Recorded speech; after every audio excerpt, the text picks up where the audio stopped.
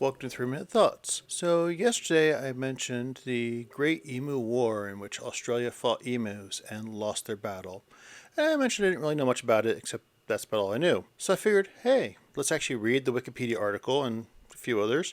And now I'm an expert on the topic, so let's talk about it. Back in 1932, actually rewind, before 1932, so back World War One ended, Australia decided, hey, all these veterans, like 5,000 of them, we're going to give them some land in the outback and let them be farmers, which is, yay, good for them. Except they gave them really crappy land that you couldn't really grow crops on, and, well, there was wildlife there. So the farmers struggled these veterans tried to struggle to become farmers. About 1932, emus are very migratory birds. They'll go from the inlands to the coast and back and forth during the mating seasons. And there was about 20,000 of them that invaded this area. These veterans were trying to settle as farmers. And the veterans were like, hey, we need help. So the military's like, okay, we'll send you help. And we'll help fight off these emus. Well, they sent only 3 people. It was a major, a sergeant, and a gunner. And they sent along 2 machine guns with about 10,000 rounds of ammunition. And these are the kind of like you bolt in place and fire type of machine guns. That was the extent of the military's investment in fighting emus. Now, emus are pack animals, and I wouldn't say that they're smart, but they're smart enough that if there's a loud noise, they're going to run away from it. So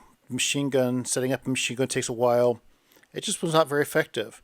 And they tried mounting the machine gun on a truck and driving around to trying that, and that did not work at all. So already it's not really a war, and again, they didn't send like 20,000 emus, they sent 10,000 ammunition. They learned it took about 10 bullets to even kill one emu. I assume you look at the emu structure, the head is really small, so you're not getting a fresh kill on that. The body is bulky. It'll take a lot of bullets to take one out by hitting the body.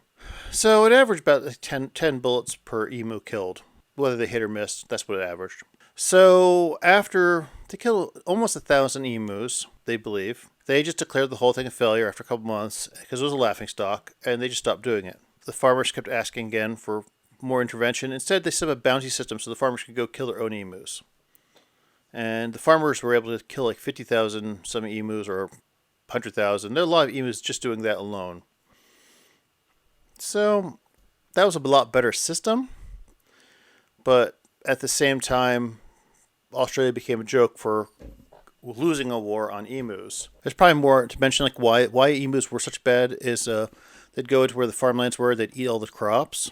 And not only that, but they'd dig holes in the fences, letting the rabbits in, which that's a whole other topic. Maybe I'll talk about that, I guess, sometime soon. But there's something to look up as rabbits in Australia because they weren't native. Anyway, that seems enough about emus. Have a good day. Thanks.